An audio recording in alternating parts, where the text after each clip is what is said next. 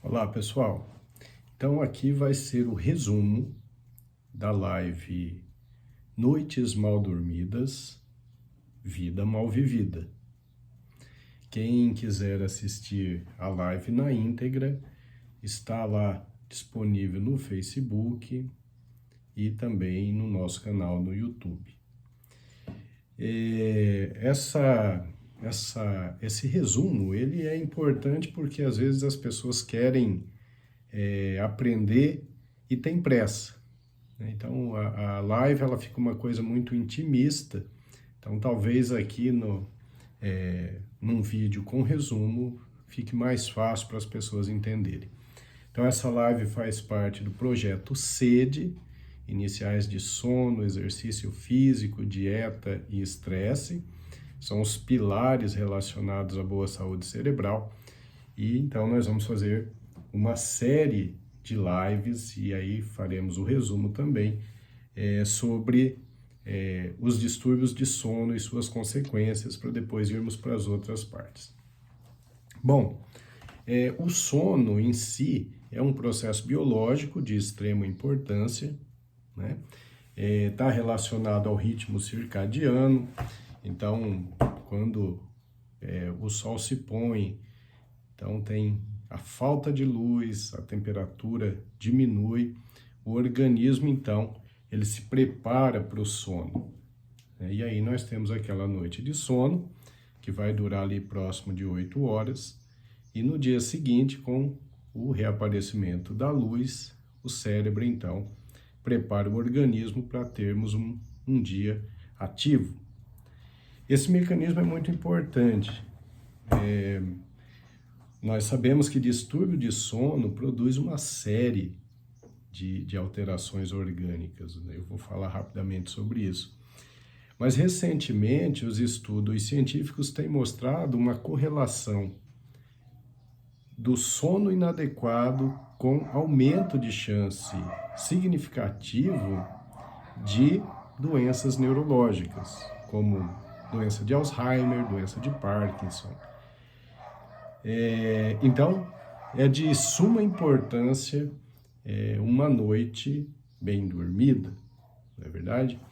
A gente caracteriza como distúrbio de sono crônico quando o indivíduo tem pelo menos 3 noites de sono mal dormidas por semana por pelo menos 3 meses, né? E já temos ali um problema de insônia crônica, então já é um problema e que precisa ser resolvido. A gente tem as fases do sono, né? Então são 5 fases, elas ocorrem em sequência, sendo que as fases 3 e 4 são as fases mais profundas, em que há o reparo real do organismo, né? O sono mais reparador, esse sono que a gente chama de sono de ondas lentas.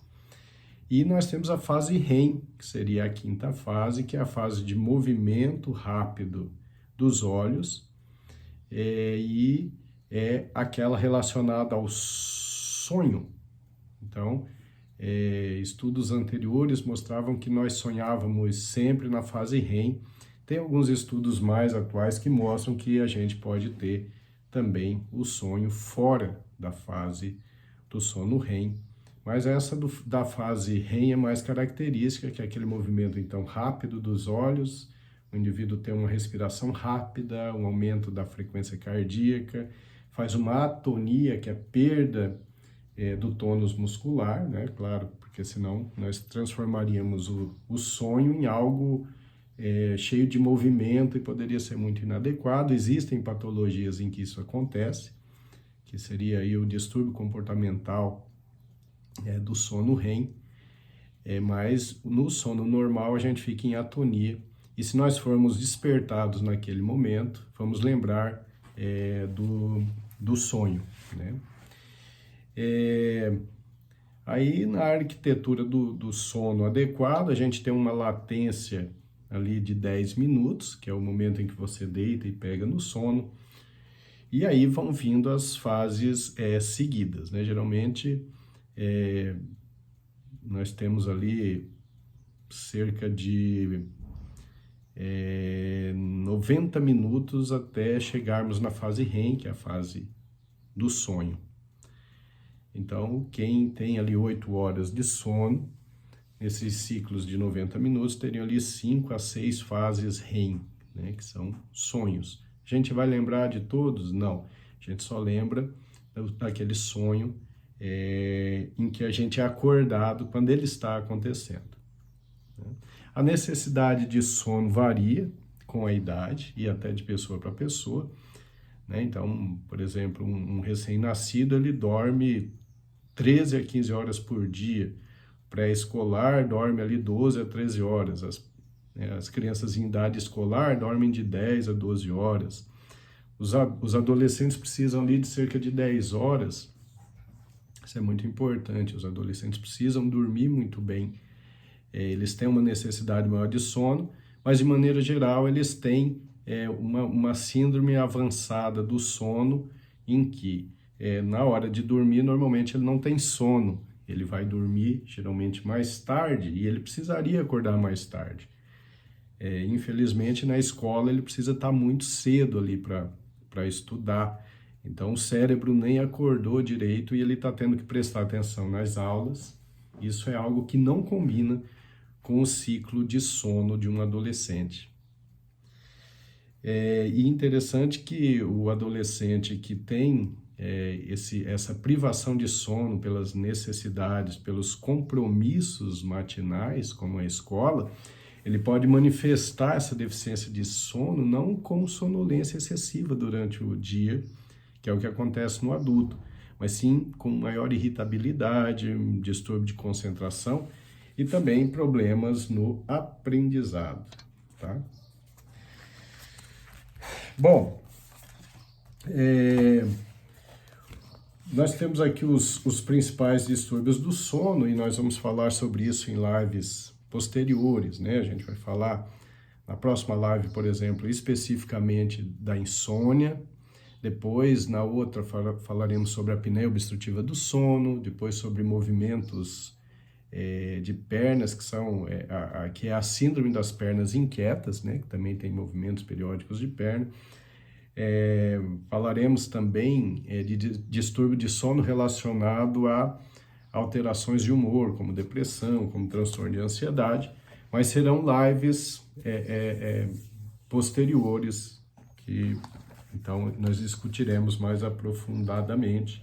A de hoje é mais para mostrar para vocês como o distúrbio de sono é realmente destruidor para o organismo, né?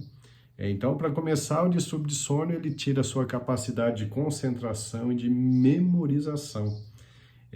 Por isso que é interessante a gente saber que o bom aprendizado, ele depende de uma boa noite de sono. A fixação das informações que se aprende ao longo do dia acontece durante o sono, durante aquelas diversas fases que eu falei para vocês.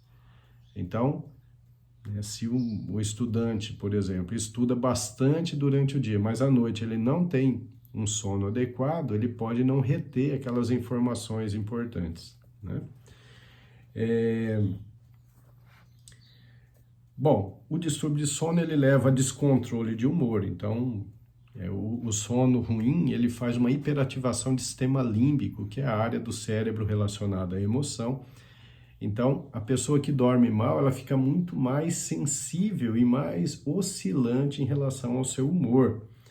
E fica mais propensa a ataques de raiva, a tristeza. Geralmente, o indivíduo que tem um sono inadequado, ele tem o tal do pavio curto, né? Ele se irrita com muita facilidade, ele tem uma dificuldade muito grande de lidar com os problemas do dia a dia, tá certo? O distúrbio de sono, ele pode reduzir o tecido cerebral, então tem vários estudos mostrando, né? Tem um estudo na Sleep, na revista Sleep, que é uma revista de alto impacto, muito bem conceituada, mostrou que a privação de sono está ligada à redução de volume cerebral.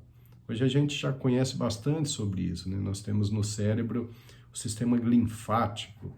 Então, esse sistema, ele funciona da seguinte forma: Quando você está dormindo de forma profunda, você então tem como se fosse um encolhimento das células cerebrais, e ali cria-se então um canal ou muitos canais onde o líquido extracelular vai circular e vai eliminar as toxinas cerebrais, faz uma limpeza, uma faxina cerebral. Então, enquanto nós dormimos, esse sistema linfático é ativado, fazendo uma faxina cerebral, tirando toxinas que estão relacionadas ao aumento de chance de múltiplas doenças, como Alzheimer, por exemplo.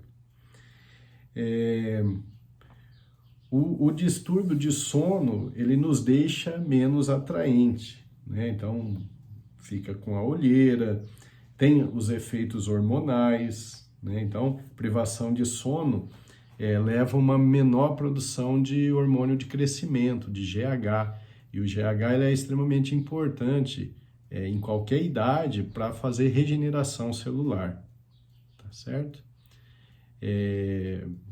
Também o sono de arquitetura ruim, a noite mal dormida, leva ao aumento da produção de cortisol. Esse cortisol, ele acaba aumentando a deterioração de colágeno, então deixa com a pele mais envelhecida. O distúrbio de sono modifica o nosso apetite, ele modifica o nível daqueles hormônios relacionados ao apetite ou à saciedade. Então, faz um aumento de grelina, que aumenta o apetite, diminui a leptina, que reduz o apetite. Então, as pesquisas mostram que pessoas que dormem menos que 6 horas, elas têm índice de massa corpórea maior. Então, se nós dormimos mal, a nossa chance de ficarmos obesos é muito maior também. Sono inadequado leva a um desequilíbrio do sistema imunológico, então aumenta muito a chance de nós termos infecções.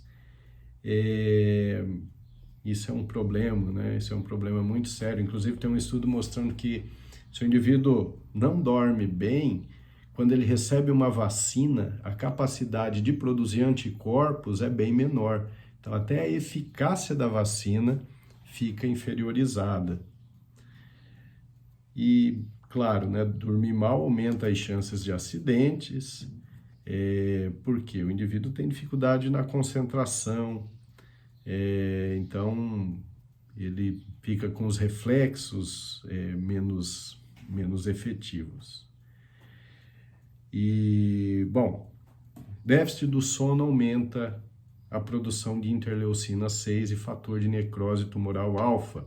Essas duas substâncias estão relacionadas com o aumento da inflamação orgânica cerebral.